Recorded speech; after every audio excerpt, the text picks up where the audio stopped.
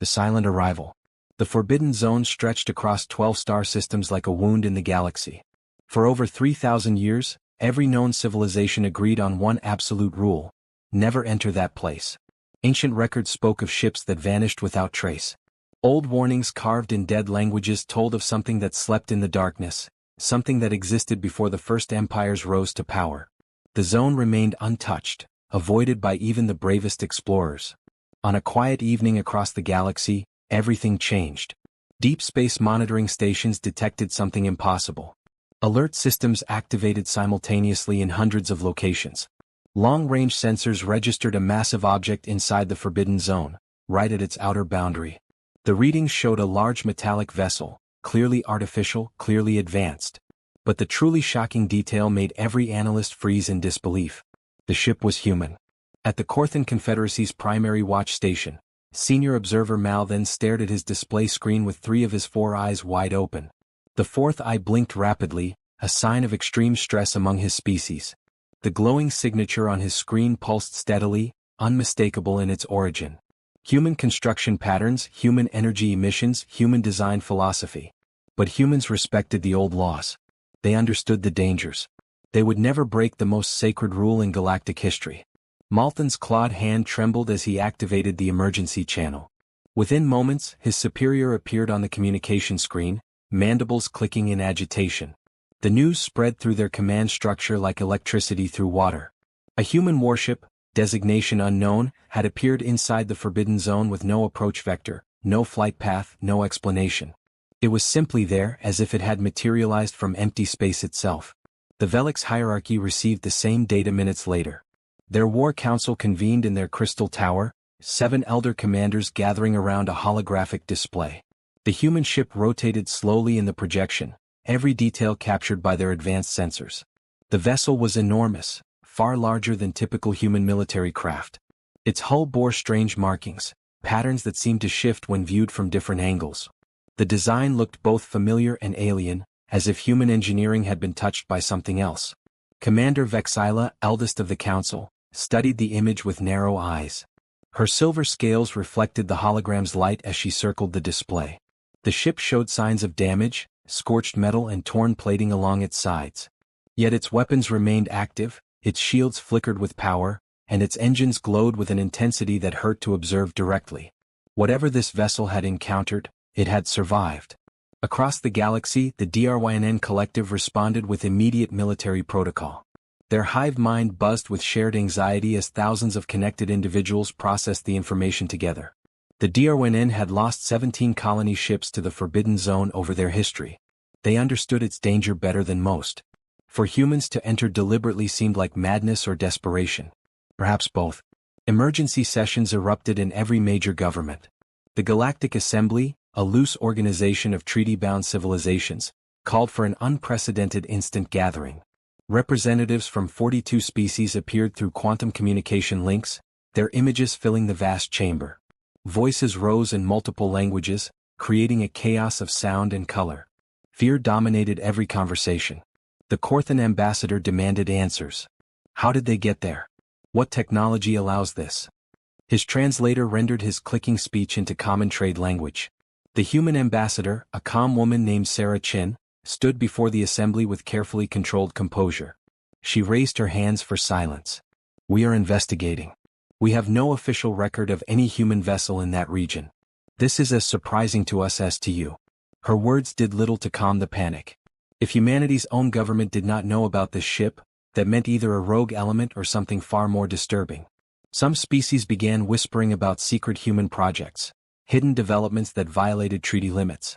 Others wondered if the ship had been modified by whatever lived in the zone.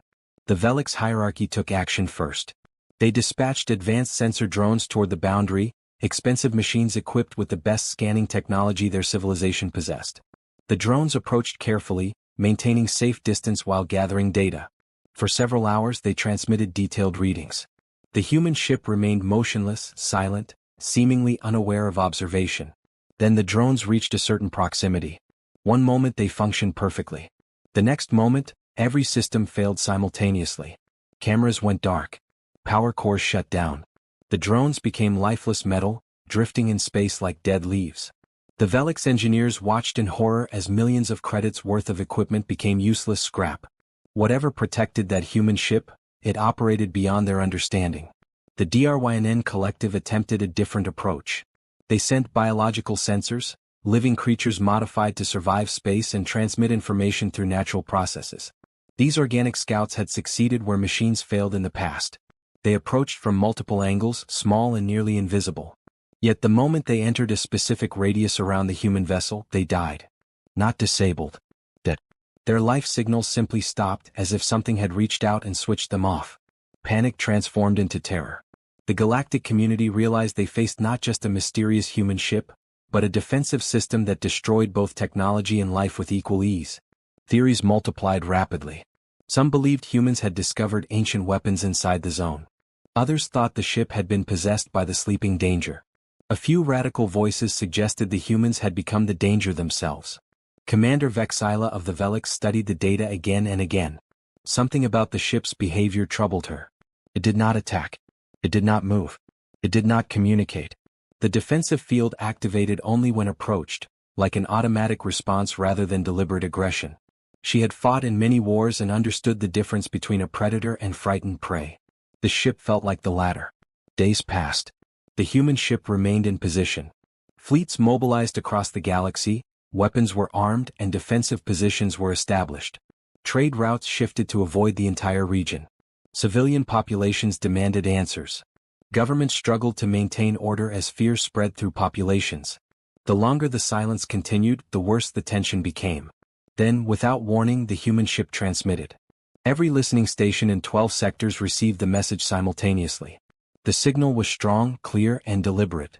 It reached military bases, civilian stations, government centers, and private vessels. No one could ignore it. The voice that emerged was human, male, exhausted beyond measure. It spoke in standard trade language, the words chosen carefully. This is Captain Marcus Webb of the Earth vessel Prometheus. We are not a threat. We request that all civilizations maintain distance. What we have found here changes everything. We need time. Please stay back. The message ended. No additional information followed. No explanation about how they arrived. No details about their discovery. Just a simple request and a warning wrapped together. The galaxy listened to the recording again and again, analyzing every word, every pause, every breath. Captain Webb sounded afraid, something that made the situation even more frightening. Humans rarely showed fear. They were known for their reckless courage, their tendency to charge into danger with weapons blazing and victory songs on their lips. If a human captain sounded afraid, what had he found? The Corthan Confederacy immediately demanded more information. The Velix hierarchy prepared assault fleets. The DRYNN collective calculated probabilities and found them all unfavorable. Ambassador Chen stood before the assembly again, her face pale but determined. We are attempting to establish direct communication with the Prometheus. Captain Webb is a respected officer. If he asks for time, something serious is happening. But patience was running thin. Several smaller civilizations threatened to send their own forces. Ancient territorial disputes resurfaced as species blamed each other for forcing humanity's hand. Accusations flew about secret alliances and hidden treaties. The fragile peace that had lasted centuries began cracking under the pressure of fear. On the 5th day after the initial detection, something changed. The Prometheus began moving. Not away from the zone. Deeper inside. Its engines flared brighter, and the massive warship turned slowly, deliberately, pointing its nose toward the zone's center where the darkest warnings originated.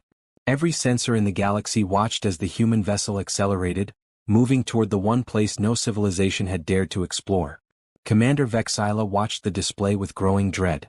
They are not running away, she whispered to her council. They are going toward it. Toward whatever waits inside. The human ship disappeared from long-range sensors as it crossed deeper into the zone. The last image showed the Prometheus surrounded by strange lights, reality itself seeming to bend around the vessel. Then nothing. Silence returned, heavier and more ominous than before. The galaxy held its breath, waiting to see what would emerge from the forbidden zone. Would it be the Prometheus? Would it be something else? Or would nothing ever emerge again? The waiting had only just begun. The awakening truth. 3 days passed without any signal from the Prometheus. The galaxy descended into chaos. Military fleets positioned themselves along the Forbidden Zone's boundary, creating a massive wall of ships from a dozen different civilizations. Weapons were armed and ready. Shields hummed at maximum power. Every captain had orders to fire if anything dangerous emerged. The tension was unbearable. Ambassador Sarah Chen stood in the human embassy's command center, her eyes fixed on the empty screens.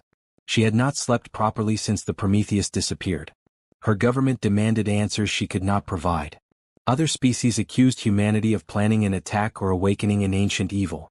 Some even suggested using weapons to collapse the zone entirely, sealing whatever was inside forever. Chen refused to believe Captain Webb would endanger the galaxy. She knew his record, his character, his dedication to peace. But doubt crept into her thoughts during the long, silent nights. On the fourth day, sensors detected movement. Not from where the Prometheus had vanished, but from deeper within the zone, from regions that had never been scanned successfully. Energy readings spiked across impossible scales, numbers that made no scientific sense. Space itself seemed to ripple and fold, as if something massive was pushing against reality from the other side.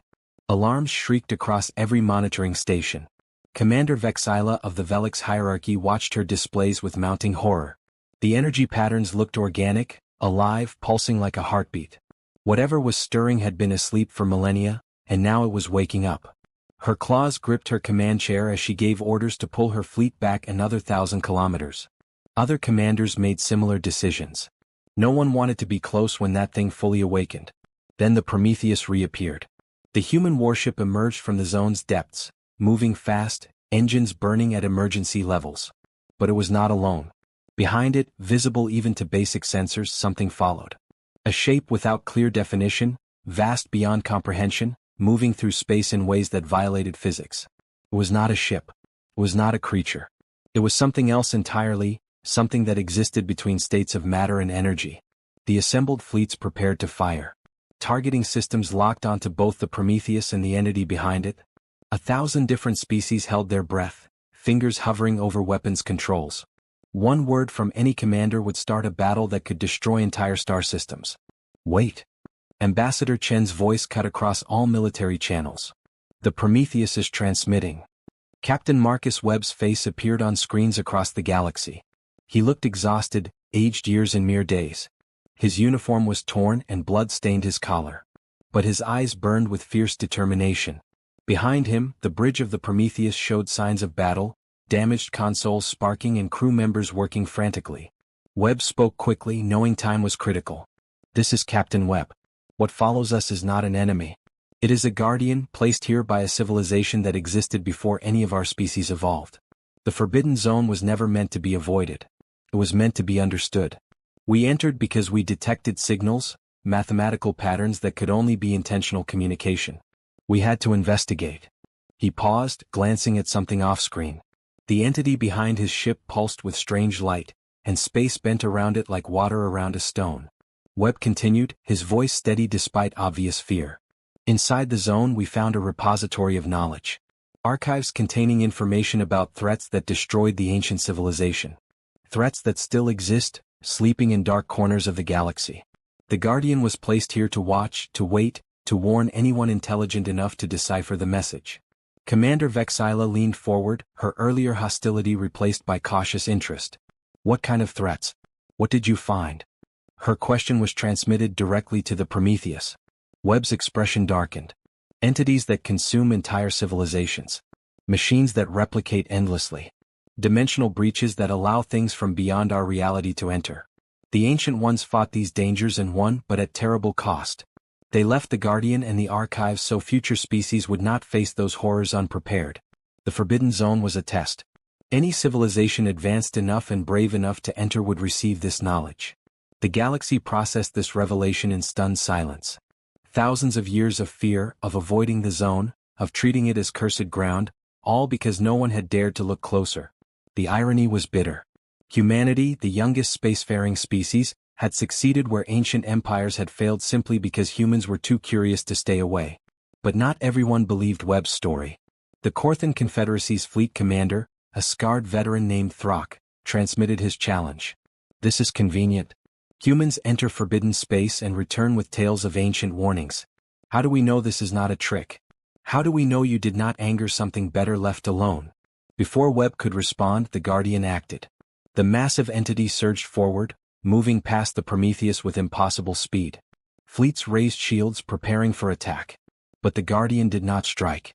Instead, it projected images directly into space, holographic displays visible to every ship. The images showed battles from millions of years ago, civilizations fighting against horrors that defied description.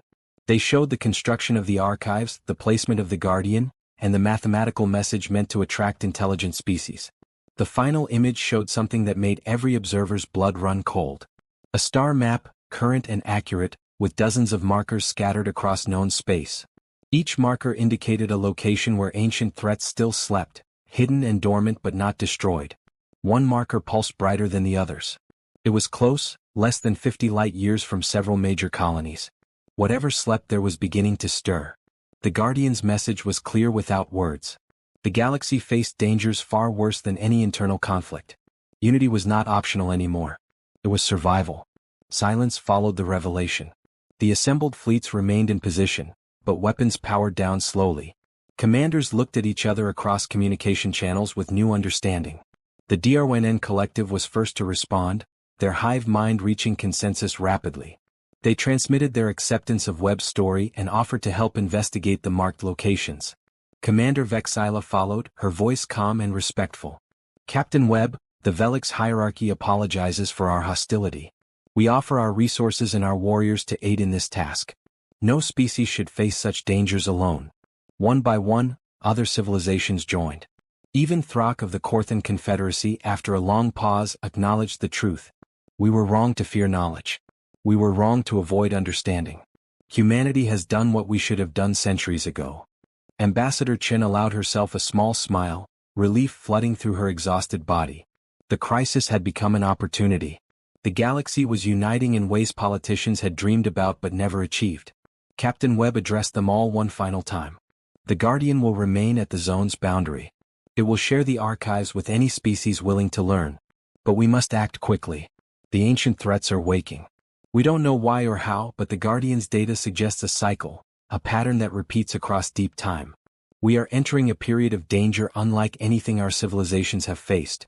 The Prometheus began moving toward the assembled fleets, the Guardian following at a respectful distance. As the human warship approached, other vessels moved aside, creating a path. It was a gesture of respect, of acknowledgement that humanity had earned its place among the stars through courage and curiosity. Over the following weeks, the galaxy transformed. Scientists from every species studied the archives together, sharing discoveries and theories. Military forces trained in combined operations, preparing to face threats no single civilization could handle alone. The Forbidden Zone became the Guardian's watch, a symbol of cooperation and shared purpose. New treaties were signed, old grudges were set aside, and unity emerged from what had been fear and suspicion. Captain Webb returned to Earth a hero, though he refused the title. He had done what any explorer would do when faced with mystery: investigate, understand, and share the truth.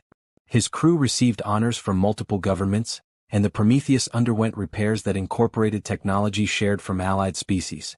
The galaxy had changed. Humanity's bold action had broken through millennia of stagnation and fear. But Webb knew the real test was still ahead. The sleeping threats marked on the ancient star map were beginning to stir. Soon, the new alliance would face its first true challenge. Whether they would succeed or fail remained uncertain. But they would face it together. And that made all the difference. In the Guardian's watch, the ancient entity continued its vigil, no longer alone. Ships from a dozen species maintained permanent stations nearby, monitoring, learning, and preparing. The archives revealed their secrets slowly, offering knowledge earned through ancient sacrifice. The future remained uncertain, but for the first time in galactic history, every civilization faced that future united by common purpose and mutual respect. The story of the Prometheus became legend, told across countless worlds in hundreds of languages. Children learned about the brave captain who entered the forbidden darkness and returned with light. Leaders remembered the lesson about fear versus understanding. And everyone knew that humanity, the youngest species, had taught them all something precious. Courage to face the unknown was not recklessness. It was the only path to survival. The galaxy had awakened to new dangers, but also to new possibilities. And it had taken one human warship, one determined captain, and one moment of incredible bravery to make it happen. The age of isolation had ended. The age of unity had begun. Whatever came next, they would face it together, armed with ancient knowledge and newfound trust. The Prometheus sailed home through friendly space, its crew finally resting after their ordeal. Behind them, the Guardian's watch stood vigil, a beacon of hope in the darkness. Ahead, the galaxy stretched endless and full of wonder, mystery, and danger. But now, for the first time, everyone was ready to face it as one. The story had ended, but the adventure was just beginning.